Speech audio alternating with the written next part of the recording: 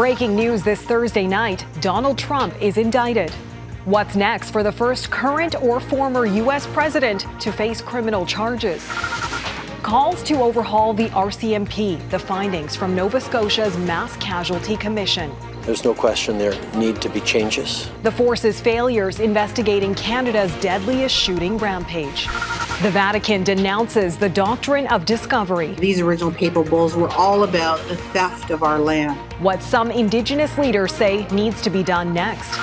Out with the new and in with the old. Now they're making everything throwaway. Questions about Canada's proposed right to repair rules aimed at reducing waste and saving you money. Global National with Donna Friesen. Reporting tonight, Neetu Garcha. Good evening and thanks for joining us. We begin with breaking news out of New York tonight, where a grand jury has voted to indict former U.S. President Donald Trump. He's now the first American president, current or former, to face criminal charges. The case is centered around a hush money payment made to adult film star Stormy Daniels during Trump's 2016 campaign.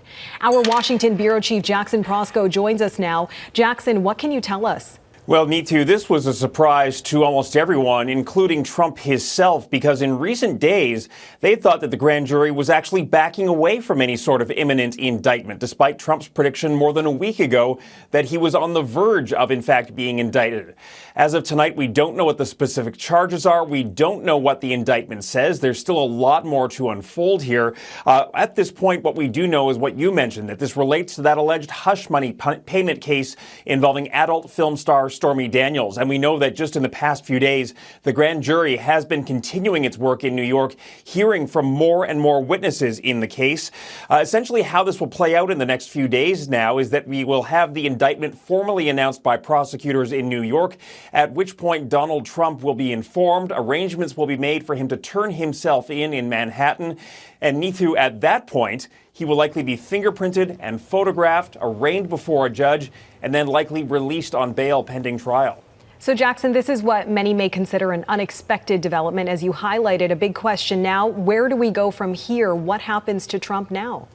You know, a couple things. First of all, I think everyone's watching to see how the former president is going to react to all of this. He's already put out a statement tonight denouncing the indictment as a witch hunt. He is saying that essentially this is, politically motivated against him. None of this stops him from running for president. So very curious to see how his campaign unfolds and how much of a circus he may or may not want around the history of being the first former president to be indicted and facing criminal charges. We know you'll be watching the developments closely for us. Jackson Prosco in Washington. Thanks, Jackson. Turning now to news in this country and the heavy criticism of the RCMP over its response to the 2020 shooting rampage in Nova Scotia. The Mass Casualty Commission has handed down its final report into the worst mass shooting in Canadian history. It condemns the RCMP on several levels for a lack of leadership and failure to warn the community of the danger. Over 13 hours, a gunman killed 22 people across Nova Scotia, including a pregnant mother. It's been an emotional day for the families of the victims. There are 130 recommendations in the 3,000-page report. Mike Armstrong is in Truro, Nova Scotia, and has been poring through the details. The families of the victims pushed and protested for this inquiry. But this final report may have been as much for the politicians as for them. The commissioner, almost right off the top, challenged those with power to listen and lead.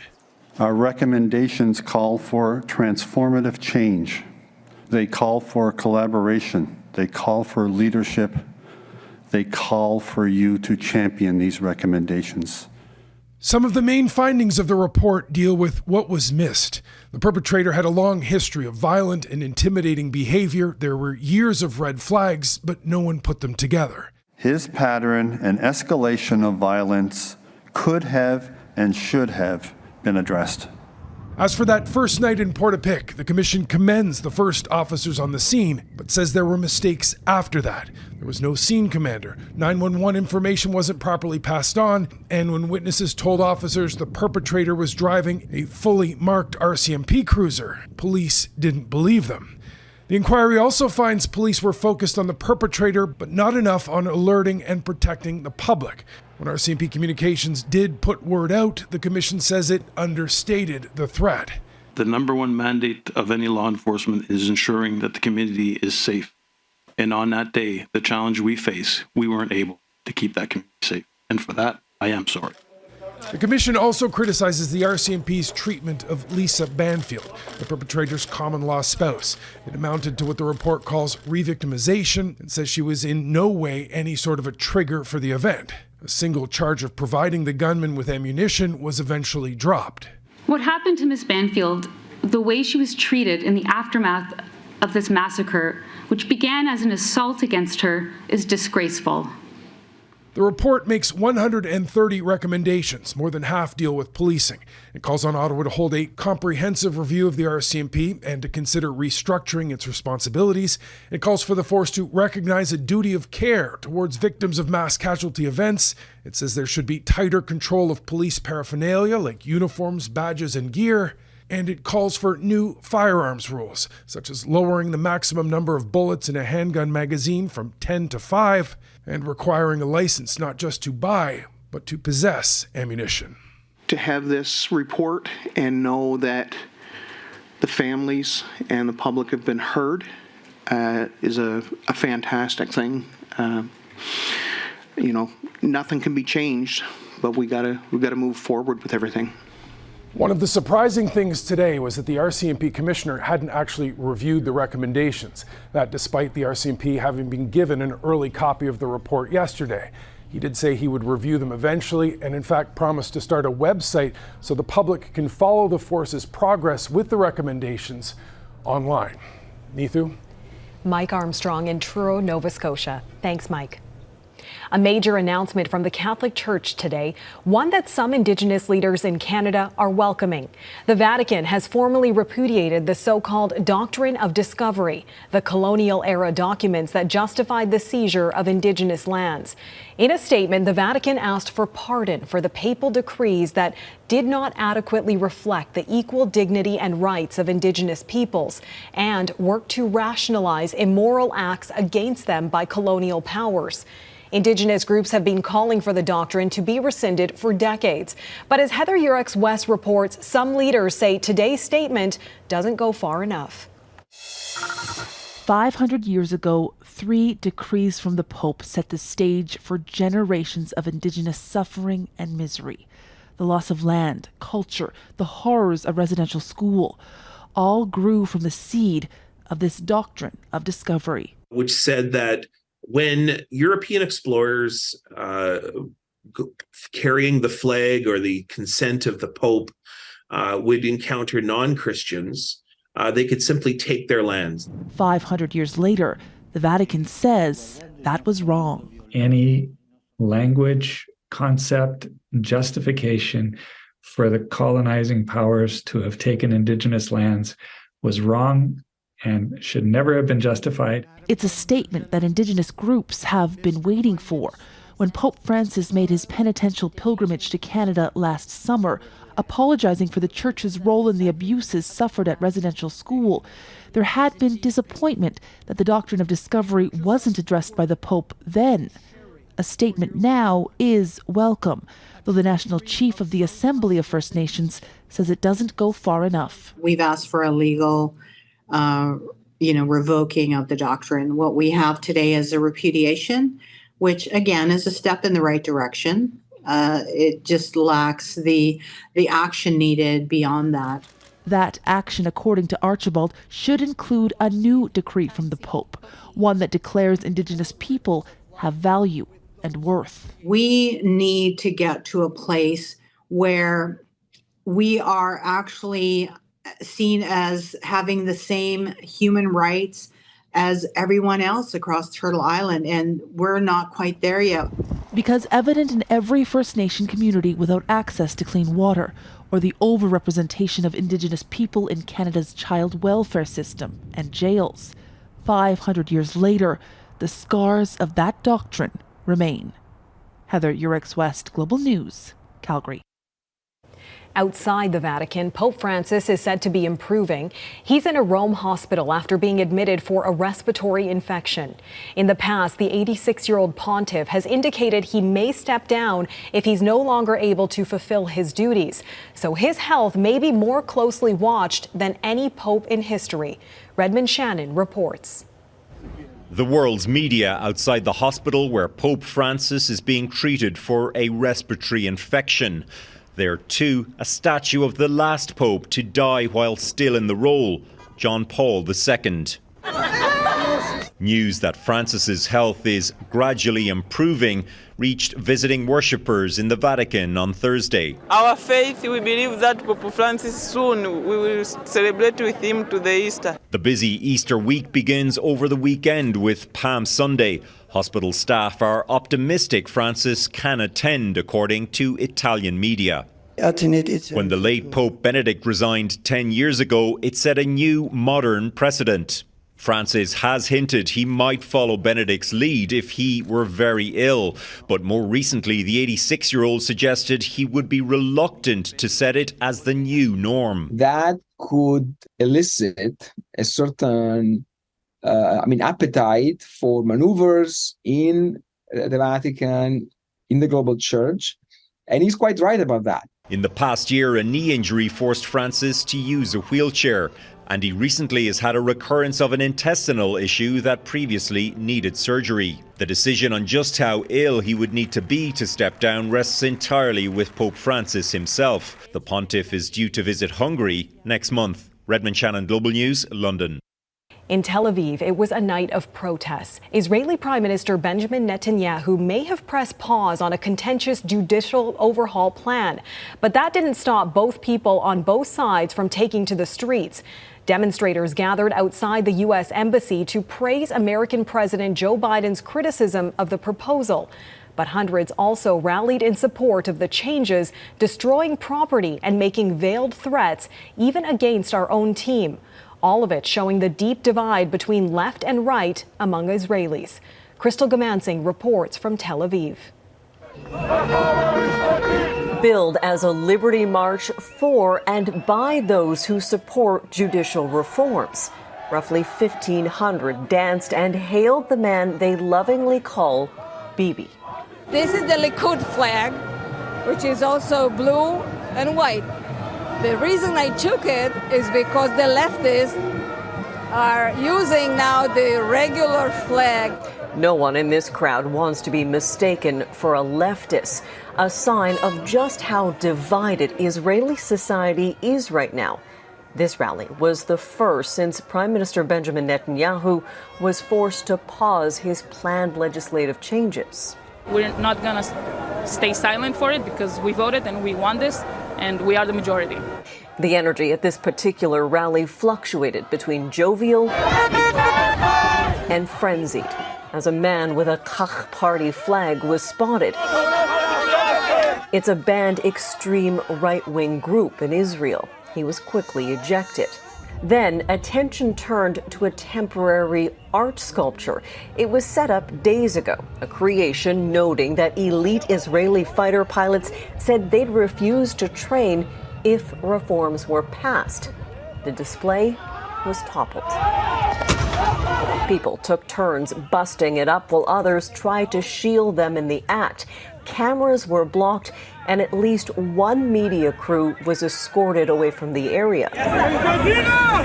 In my case, a man started shouting Al Jazeera, pointing at me and gesturing for people to move towards me. The group eventually took to the streets, blocking traffic. Police were on hand, but it's unclear if the march was part of the rally or just the direction the crowd decided to go.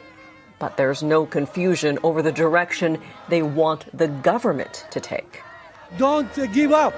The next session, they will have to get the reform done. Given what we've seen so far this week, it's unclear if, when, or how these divisions can be mended. More rallies are planned, including at the homes of members of the Knesset who the anti-reform side believe could be sympathetic to their cause. Neetu? Crystal Gamansing in Tel Aviv, Israel. Thanks, Crystal. Natural health products under scrutiny. Coming up, Ottawa's plan to tighten the rules on things like vitamins and homeopathic medicines. When we think of the word natural in terms of health remedies, many of us believe that must mean the product can't hurt us. But that's not always the case. This week's federal budget includes a proposal to further regulate natural health products in order to protect Canadians. Catherine Ward reports. A lot of people equate the word natural with safe. They feel that if it comes from nature, it couldn't possibly be harmful. And that's absolutely not the case. The federal budget proposes amending the Food and Drug Act to enable regulators to take stronger action when health or safety issues are identified with natural products. Natural health products include vitamins and minerals, herbal remedies, and traditional medicines. They're used widely by people, and we really need to see some protection put in place so that consumers can make better decisions. Ideally, we would have that system in place already, but the legislation was not created at the time to include natural health products. Barry Power works with the Canadian Association of Pharmacists. The legislation he refers to is known as Vanessa's Law, which came into effect in 2014. Provisions include the ability to recall unsafe therapeutic products, impose tougher fines and penalties, as well as mandatory reporting of serious adverse drug reactions and medical device incidents by healthcare institutions. Currently, natural health products, there is no requirement for healthcare professionals or consumers to report side effects that come in. Emergency room physician Dr. Steve Flindle welcomes the move, knowing firsthand what could be at stake. I've had a young epileptic patient well controlled on contemporary medications and was advised to switch to zinc by a so-called practitioner. And unfortunately, the patient went into status epilepticus and wound up dying several days later in an ICU. While this note was included in the budget, there is no new money earmarked for this change, and the timeline for implementation is unclear. Catherine Ward, Global News, Toronto. The right to repair. Next, what's behind the federal push for an easier fix to your household items?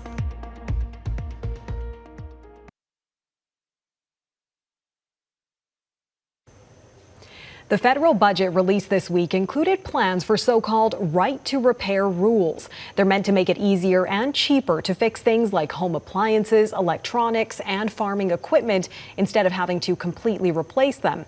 But as Taria Isri reports, how new rules could be implemented still remains unclear. In our disposable culture, and the brush roll and casing was worn out here. Repair shops like this one are becoming rare. You're all set. John Paravan owns Vac Shack in Ottawa and has fixed countless vacuums over the years. The older stuff is a lot better than newer products that they make because now they're making everything throwaway. I like to make sure that I've got good service out of what I bought before. It just doesn't make sense to throw it away. But when it comes to all our appliances and devices, sometimes it makes more sense to let go. I think we already had an issue with our refrigerator, and it was the same thing. Again, we had to buy a new one because to repair it, it was at least the same price as the new one. The federal government insists it wants to solve this consumer conundrum with something called the right to repair, to help Canadians spend less money and cut down on waste. So this is a 1958 and it's still running.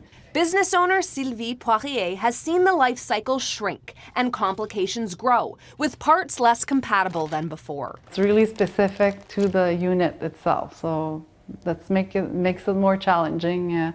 And if they don't have it, well, you got to tell the customer sorry. But business owners and environmentalists say unless there are tighter regulations, manufacturers won't make products that last for the long haul. Europe and the US are bringing in more regulations, pushing for longer warranties and better access to spare parts as well as information, since complex programming and copyright laws can complicate repair jobs. But accountability will be a challenge. I think enforcement's always a little bit tricky. It may be spot inspections, it may be complaint driven. They don't want you to fix them. Parts are very expensive. To get a part like this shouldn't be more than $2 or $3. They want you to buy the whole head for $170. And until there's incentive to be in with the old and out with the new, the right to repair may not be an easy fix. Taria Isri, Global News, Ottawa. Next, a British commando reflects on his daring feats as he marks a milestone birthday.